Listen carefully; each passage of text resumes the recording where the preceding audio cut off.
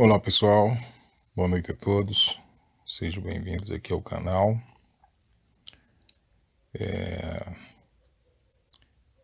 Como eu tinha falado para alguns amigos, ficamos de subir o áudio aqui de uma palestra de um ensaio sobre o Salmo 73, né? A última vez que eu falei sobre esse salmo foi no sermão de prova, no Seminário JMC, Seminário José Manuel da Conceição, Seminário Presbiteriano, pregando no livro de Salmos ali naquela ocasião. De lá para cá que veio o sermão, né? Mas sempre meditando nele, naquele dilema, o dilema daquele homem de Asaf, procurando trazer uma reflexão para a vida. Retornamos a ele hoje aqui para refletir sobre o texto, né? Na esperança de que a experiência dele como ser humano venha nos ajudar também aí na complexidade da vida, né? Nessa nossa caminhada. Não vou utilizar a mesma escrita do sermão, né? O mesmo texto. Farei uma outra abordagem, num estilo assim de mais... no estilo de estudo, no estilo mais sintetizado. Não faremos também a leitura do Salmo completo, mas para essa ocasião eu vou dar o tema aqui, o título dessa nossa reflexão de pensamentos perturbadores sobre Deus. Faremos a leitura apenas do versículo 17, a parte A, né? Salmo 73, versículo 17. Versículo 16, a parte A. Quando Asaf fala assim: em só refletir para compreender isso, achei muito pesada tarefa para mim. Estou lendo aqui na versão, na Bíblia João Ferreira de Almeida, versão atualizada e corrigida, mas podemos fazer a leitura também em outras versões, né, para enfatizar o tema. Por exemplo, quando pensava em compreender isto, fiquei sobremodo perturbado, diz uma outra versão das Escrituras. Quando me esforçava para compreender isso, achei que era tarefa difícil para mim. Na Bíblia King James, atualizada em português, temos a seguinte tradução: todavia, quando busquei compreender tudo isso, reconheci que estava diante de uma tarefa muito acima das minhas forças. Vamos falar então hoje um pouco sobre esse tema, né? Pensamentos perturbadores sobre Deus. Você pode estar um pouco chocado com o título, com o tema, né? Com a temática, mas faz parte da experiência de todo cristão em algum momento da vida, né? A gente vai ver isso. Faz parte da experiência de todo aquele que se depara com a realidade da sua existência nesse mundo. Pois bem, a primeira coisa que nós temos que ter consciência, né, conhecimento amplo, é que sobre o tema da bondade de Deus, esse é um dos temas mais fundamentais na Bíblia. É uma verdade basilar, né?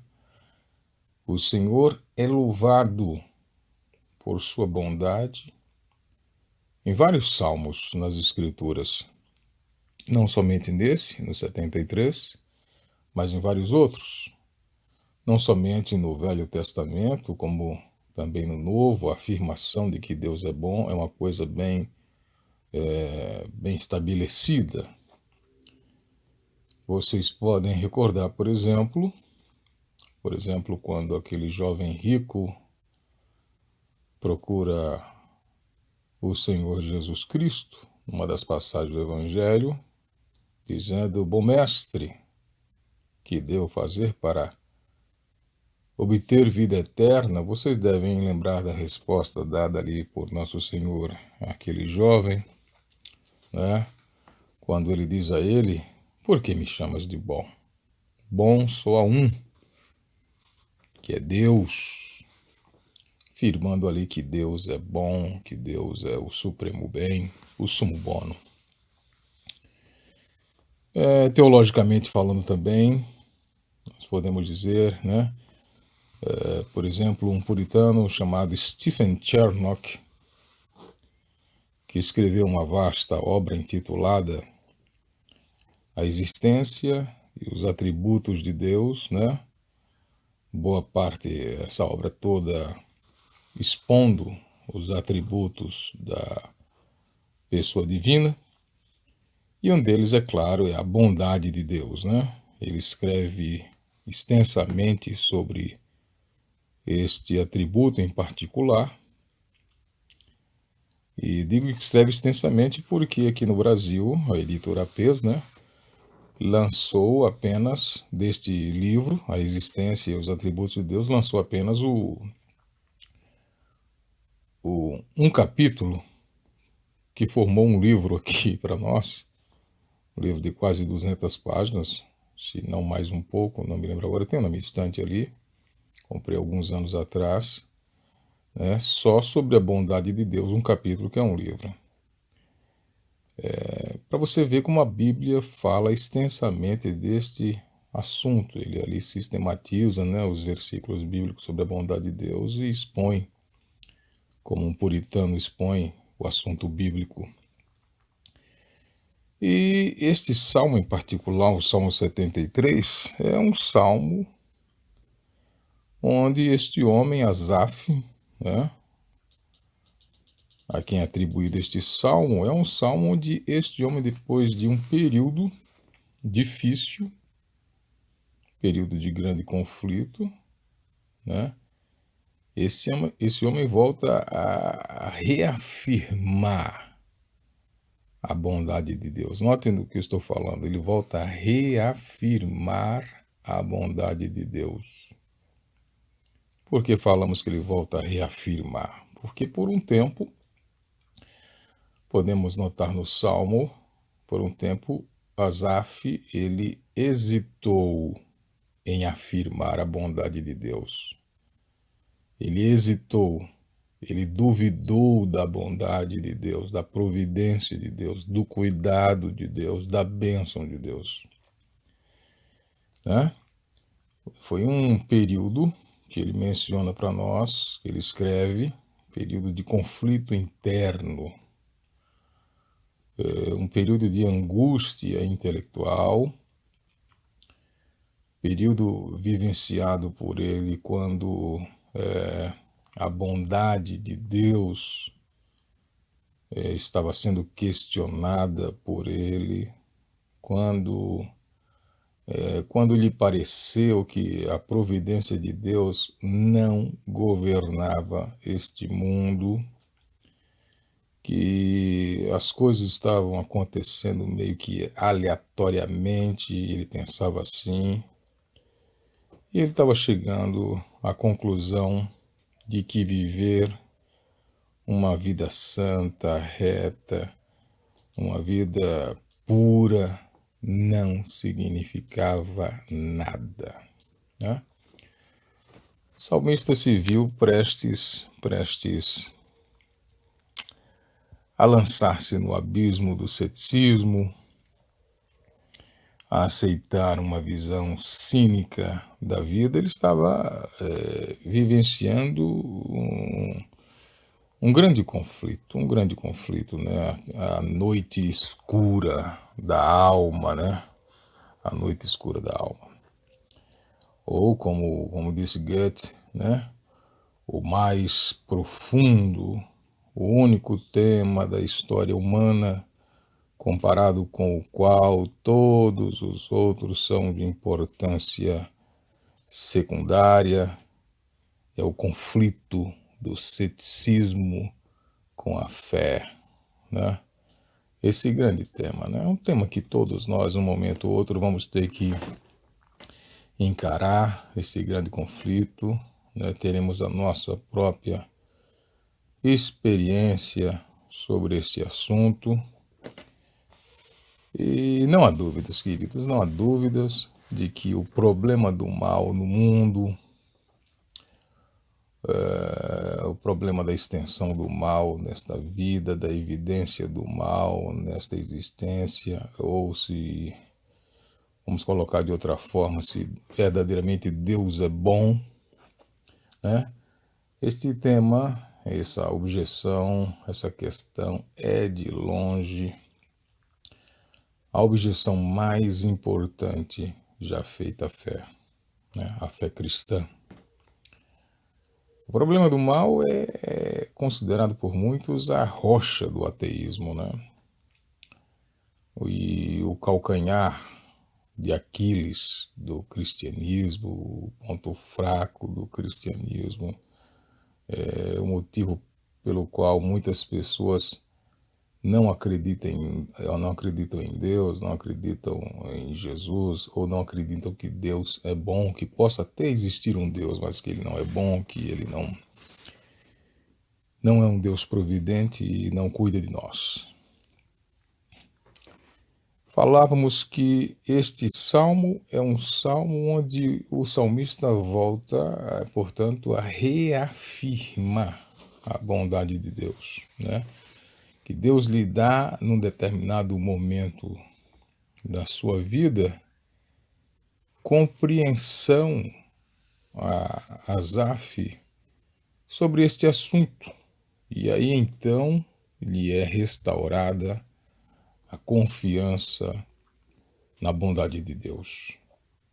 Ele começa esse salmo reafirmando a bondade de Deus, dizendo o seguinte: verdadeiramente Deus é bom.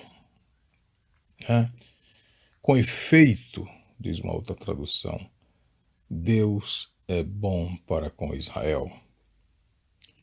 Notem aqui o seguinte: em primeiro lugar, essa afirmação no primeiro versículo, ela tem a força de um credo, né? Força de um credo. Verdadeiramente Deus é bom, né? A força de um credo é uma declaração, vamos dizer, dogmática.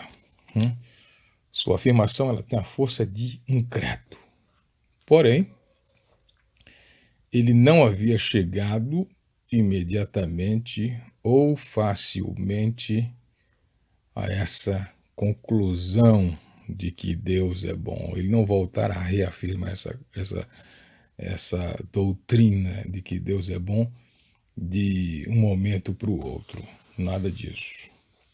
Foi depois de um período de mais intenso conflito. Aqui está ele, portanto, olhando para trás em sua luta. Ele está olhando para um caminho já percorrido por ele. Ele está olhando para um tempo de perplexidade, de confusão que ele superou, né? Um período em que tudo que ele via, tudo que ele ouvia e sofria militavam contra aquilo que ele cria. Militava contra aquilo que ele cria. E no caso, era a bondade de Deus, a verdade que ele foi ensinado a crer, que Deus era bom para com o seu povo, para com os justos, para com o reto. Ele agora se deparava com uma outra realidade. Ele era como alguém que que dizia que há bem pouco na minha experiência que me leve a acreditar na bondade de Deus. Era o problema dele. Era o antigo problema de que os ímpios prosperam enquanto os justos sofrem, né? Toda a angústia de Asaf, toda a sua confusão, toda a sua perplexidade é porque ele não conseguia sustentar o seu credo mais. Ele não conseguia, né? Seu credo de que Deus era bom para com os seus, para com os retos. Ele não conseguia mais sustentar isso diante da realidade da vida. Então, ele, ao refletir sobre os iníquos, sobre os ímpios, né, ele é atormentado pelo poder deles, pela existência aparentemente despreocupada que eles têm, né? Vocês podem conferir isso aí do versículo 4 até o versículo 12, né? Asaf está descrevendo ali a vida desses ímpios que prosperam, eles parecem totalmente despreocupados com as consequências das suas ações, eles não parecem sofrer das mesmas, por exemplo, fragilidades da vida que os justos sofrem, que os justos padecem. A adversidade, o trabalho, a doença e as frustrações típicas escapam deles, parecem escapar deles, tudo parece tão injusto para Asaf. Quando chega a hora, por exemplo, deles morrerem, no versículo 4, dos ímpios morrerem, parece não haver dor, parece não haver aperto, né? Os problemas de rotina são estranhos para eles, as angústias diárias parecem estar ausentes no versículo 5. Eles parecem, os ímpios, viver acima das provações que atormentam os justos. Eles parecem imunes a decepções domésticas comuns que todos têm. E essas coisas não os levam à gratidão, não os levam à alegria, mas tão somente à presunção, à arrogância, aos vícios, né? Vícios que orgulhosamente usam eles como uma mulher que acabou de receber um novo colar ou um vestido caro, né? Essa é a alegoria que Asaf faz aí no versículo 6, eles ostentam isso, esse orgulho, essa soberba.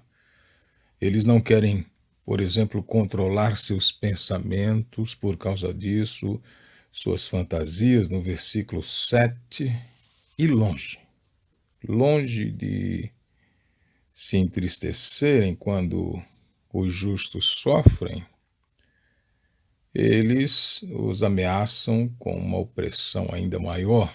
Isso vocês podem constatar aí no versículo 8. E nada, meus irmãos, nada é sagrado para eles, né? Pois eles amaldiçoam os homens, eles blasfemam contra Deus. Vocês veem isso aí no versículo 9. E tudo isso aí é observação de Asaf. O poder e a riqueza dos ímpios também pervertem outros, né? As pessoas são atraídas pelos ricos e à medida que anseiam pela mesma porção destes, são seduzidos a seguir seus caminhos. Isso vocês veem aí no versículo 10.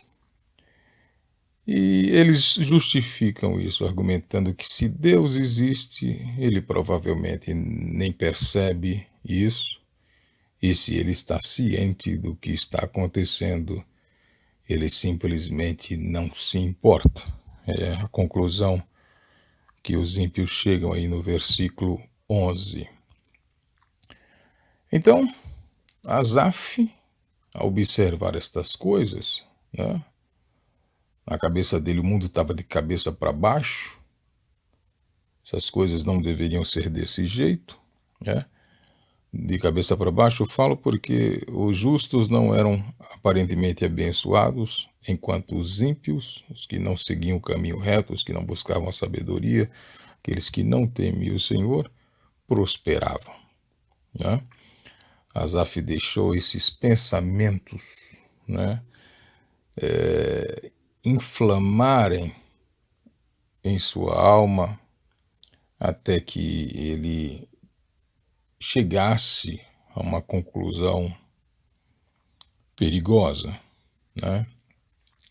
Ele vai dizer no versículo 13, em vão eu mantive meu coração limpo e em vão lavei minhas mãos na inocência, né? É terrível chegar a uma conclusão como essa, de que a piedade ela não compensa. A seriedade moral é uma perda de tempo, né? Essa é a situação do pobre Asaf nesse momento. Depois de tudo isso, depois de todo esforço e nenhuma recompensa, nenhuma bênção, ele começa a questionar o valor da santidade, né? Quando seus salários são pagos na moeda da aflição, né? Havia coroas para os réprobos, para os reprovados, para os ímpios, e cruzes para os eleitos, para o povo de Deus, para os santos. É estranho que os santos suspirem na cabeça de Asaf, e os pecadores cantem, e os pecadores vibrem, e os pecadores tenham alegria.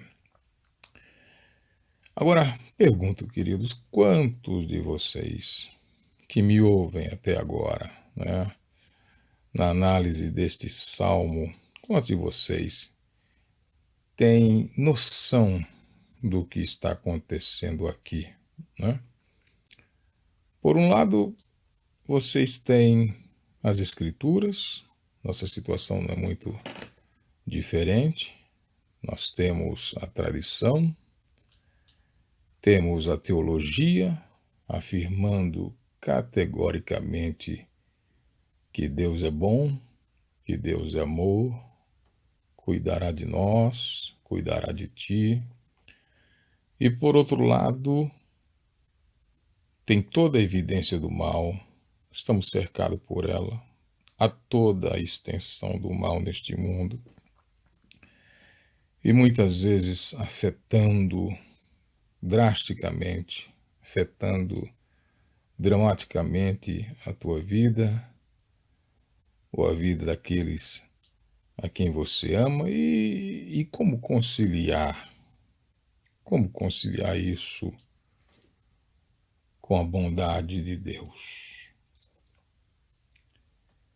Se, afirmo aqui, se essas coisas não te deixam perplexo em algum momento, se já não te deixou acordado à noite, já não te manteve acordado à noite, já não te deixou confuso, não deixou você com vontade de abandonar o barco. Se você já não passou por isso, você não sabe do que nós estamos falando aqui. Não sabe mesmo, né? Agora veja bem, conversando com muitos cristãos ao longo de meses, né? Uma vez ou outra sobre essa temática, alguns querem que eu acredite que a fé deles, né, é invulnerável. Invulnerável. Invulnerável a esses desafios externos. Muitos com quem eu conversei, eles agem e falam como se sua fé nunca tivesse sofrido uma crise de nenhum tipo, que nunca foi esticada, que nunca foi forçada quase a ponto de quebrar, de rebentar.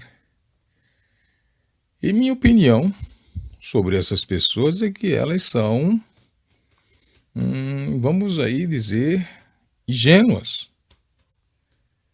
Muitas vezes desonestas, não sinceras, ou então perfeitas. Perfeitas. Né?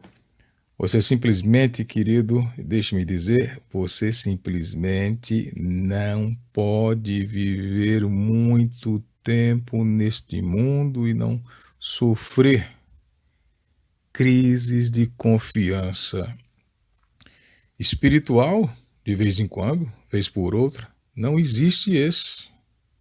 Se é que você quer ser sincero. Por que digo isso? Hã? Porque, meus irmãos, até os crentes mais maduros nos dirão que, ocasionalmente, eles tiveram dúvidas sobre Deus, dúvidas sobre a capacidade de Deus de administrar as coisas do jeito que a Bíblia diz que ele faz. Quando a providência franze a testa, né? E as circunstâncias do cristão estão cheias de dor, há um rosto sorrindo para nós com amor soberano, será? Será que nunca duvidamos disso, né? O escritor cristão de hinos, né, William Cowper, em seu hino muito conhecido, Deus se move de maneira misteriosa, ele nos assegurou de que por trás de uma providência carrancuda, Deus esconde um rosto sorridente. Porém, o próprio Cowper às vezes duvidava da veracidade do seu próprio hino. E duvidava disso nos seus tempos de severa depressão. Duvidava da veracidade do seu próprio hino, daquilo que havia escrito a respeito da bondade de Deus, da providência, do sorriso oculto de Deus. E essa, né, devemos considerar uma das maiores tentações, uma das mais poderosas tentações que um cristão pode ter ao passar por alguma espécie de sofrimento, decepção, tragédia, né? Pode passar por isso, né? Aquilo que o teólogo puritano John Owen chamou de pensamentos difíceis sobre Deus. E aqui está a base do título da nossa reflexão, quando falei no início, pensamentos perturbadores sobre Deus, tinha em mente aqui essa expressão empregada por John Owen, pensamentos difíceis sobre Deus. Essa é uma tentação a que somos submetidos quando sofremos, quando achamos que a vida é injusta, quando temos a impressão de que Deus nos abandonou, que não estamos sendo abençoados, que todo o nosso esforço é em vão, somos tentados a ter pensamentos difíceis sobre Deus. E isso inclui a sua bondade. É um caso de fraqueza espiritual, é um caso de ser aqueles mais fracos que passam por esse tipo de tentação, de quase se ver, de ver seus pés a tropeçar, a escorregar, a vacilar. Claro que não é o caso somente de cristãos fracos, cristãos que estão começando agora. É o caso também de cristãos experientes, cristãos experimentados, de cristãos que já caminharam uma longa caminhada já. Veja, por exemplo, o caso de C.S. Lewis, né?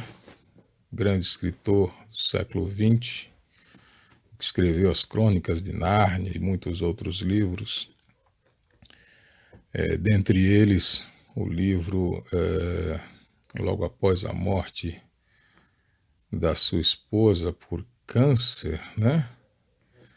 Anatomia de uma Dor, se não me falha a memória, ou um luto observado, uma dor observada, né? C.S. Lewis ali, após a morte da esposa por câncer, da Joy, ele diz o seguinte, olha só, abre aspas, ele diz o seguinte: não que eu esteja, suponho, correndo o risco de deixar de acreditar em Deus. Não. Perigo real é o de vir a acreditar em coisas tão horríveis sobre ele. A conclusão, diz Lewis, a que tem horror de chegar, não é: então, apesar de tudo, não existe Deus nenhum. Não é essa a conclusão a que temos que chegar, diz C.S. Lewis. Mas é esta: então, é assim que Deus é realmente. Não se iluda.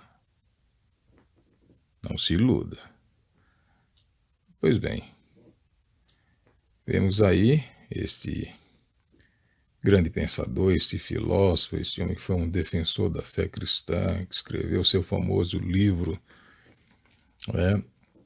Cristianismo Puro e Simples, ou Mero Cristianismo, sendo tentado a pensar sobre Deus, tendo pensamentos difíceis sobre Deus, sendo sincero em seu livro ao dizer isso, ao refletir sobre o que estava acontecendo.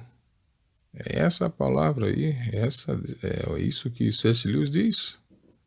Né? Então, quando vemos este salmista, Asaf, durante um tempo, calado, né, não querendo compartilhar seus pensamentos com a congregação, com o povo de Deus, para não escandalizá-los, mas sofrendo por dentro, não fazendo esta afirmação, né? Mas depois voltando, depois que Deus lhe dá compreensão sobre este assunto, voltando a reafirmar a bondade de Deus, sua declaração, a gente percebe, ela não foi um mero clichê, né? Ele não começa esse salmo com um mero clichê, com palavras da boca para fora, não. Ele havia provado e visto ele, né, que o Senhor era bom. Essa frase no versículo 1, verdadeiramente Deus é bom, não é uma frase formal, proferida da boca para fora, como a maioria de nós, né, cantamos os nossos hinos aí, as grandes expressões da fé cristã da boca para fora, mera decoreba, não. Né? É fruto de reflexão, fruto de uma compreensão que lhe foi dada de viva experiência. Lembro-me aqui, semelhantemente, Fyodor Dostoiévski. Ele pôde dizer quase que a mesma coisa, séculos depois de Asaf, né? Ele vai dizer: não é como uma criança que eu confio em Cristo e o professo. Olha só, não é como uma criança que eu confio em Cristo e o professo. Ele diz mais: o meu hosana